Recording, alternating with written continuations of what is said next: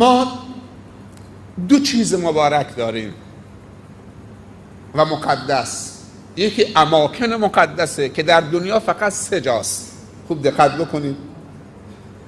یکی اماکن مقدسه که در دنیا فقط 3 جاست و برای رسیدن به این 3 تا مکان هزینه لازم هست، هزینه مادی. برای همه کس مقدور نیست که بره به اونجا. و یک سری زمانهای مقدس و مبارک داریم که هدایت و حسنات و برکات و فیوزات و رحمات درش افزایش پیدا میکنه که قابل دسترسی است برای همه. مکانو نمیشه بلند کرد بر جای دیگه. کعبه و مسجد الحرامو نمیشه بلند کرد آورد تو سورو بندر عباس، تو بلوچستان، تو کردستان، جاهای دیگه. حتما باید رفت اونجا تا از اون فیوزات و برکات اونجا که هر نماز فرض در مسجد الحرام 100,000، سنت و فرضش. در مسجد النبی هر نمازی 1000 نماز. اگه تو رمضان واقع بشه 100,000 رو بزن ضرب در 70 چقدره؟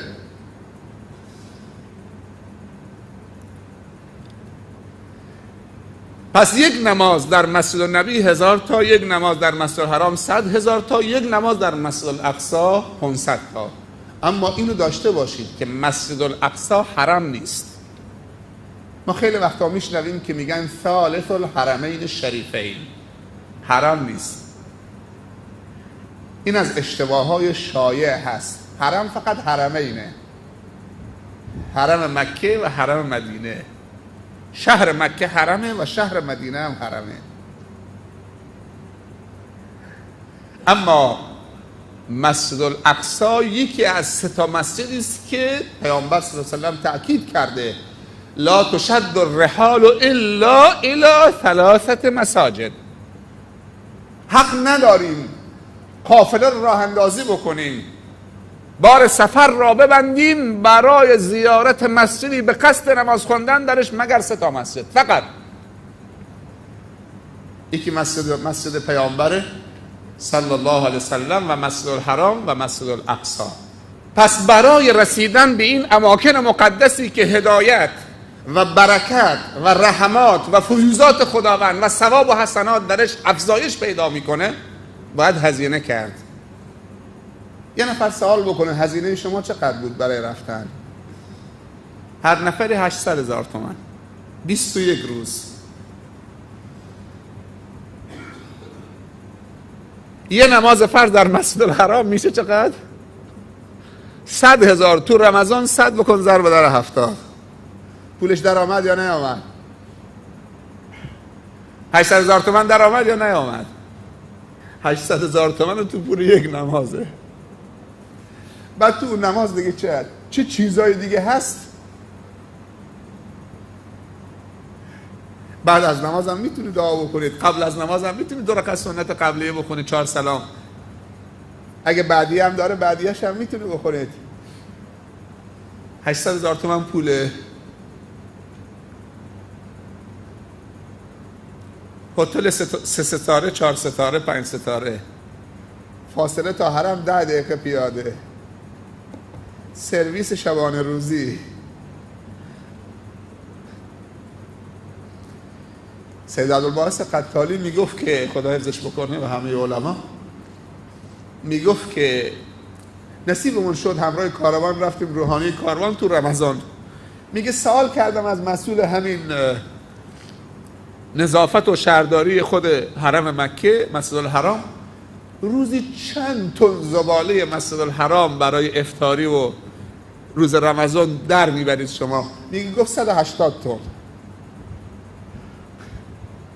میگه حساب کردم، محاسبه کردم، تن آوردم پایین کمتر کردم، زر زدم برای هر نفر چقدر میشه. حالا من که میدیدم هر نفر چیزی حدود 10 تا لیوان مصرف میکنن، چون اونجا یه بار مصرف دیگه 4-5 تا که فقط تو افطاری مصرف میکردن، هر کدوم 3-4 تا لیوان آب پر کرده بودن، 1-2 تا هم خرما، یک کاسه نمیدونم فلان، یک کاسه ماست، یه نمیدونم یک فلان، هسته های خرما، پلاستیکا، سفره ها.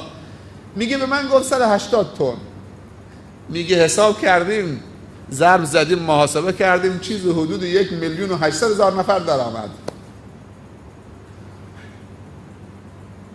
میگه 1,800,000 نفر نمازگزاران مسجد الحرام تو روزهای اول رمضان بوده، چون 10 روز 15 روز آخر رمضان که دیگه ایرانی ها نیستن اونجا.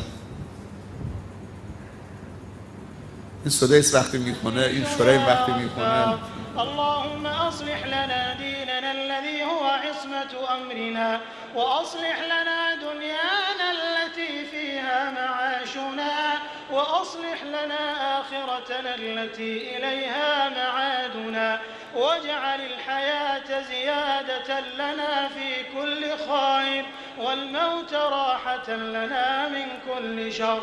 اللهم آت نفوسنا تقواها وزكها أنت خير من زكاها أنت وليها ومولاها. اللهم إنا نسألك فعل الخيرات وترك المنكرات وحب المساكين وأن تغفر لنا وترحمنا وإذا أردت بعبادك فتنة فاقبضنا إليك غير مفتونين برحمتك يا أرحم الراحمين. اللهم أسعدنا بتقواك واجعلنا نخشاك كأننا نراك. اللهم إنا نسألك نفوسا توابة وقلوبا أوابة لا شاكة ولا مرتابة. اللهم إنا نسألك نفوسا مطمئنة تؤمن بلقائك وتقنع بعطائك وتصبر على بلائك يا أرحم الراحمين. اللهم إنا نسألك الجنة وما قرب إليها من قول وعمل ونعوذ بك من النار وما قرب إليها من قول. 1,000,000 که ظرفیت مسجد النبیه. الان هم مسجد الحرام توسعه میدادن، هم مسجد النبی جا نیست. بعد از حج هم توسعه بزرگ مسجد الحرامه. الان توسعه فقط چه صفا و مروه بود. بعد از حج توسعه بزرگ.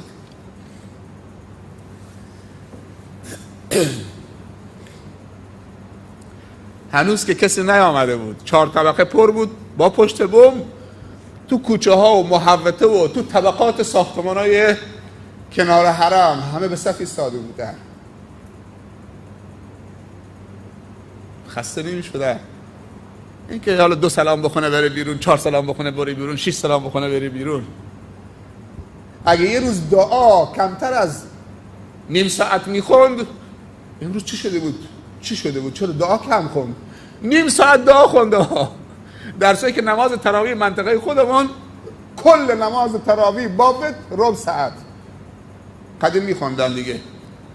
والعصر ان الانسان لفی خسر قل هو الله احد کفوا احد الله اکبر.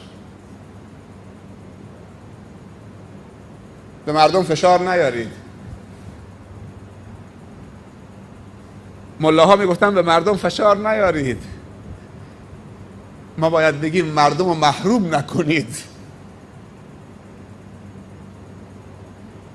مردم رو محروم نکنید، جوانان رو محروم نکنید. جوان از ماهواره بریده آمده تو مسجد، تو میگی کم بخور، سریع بخور.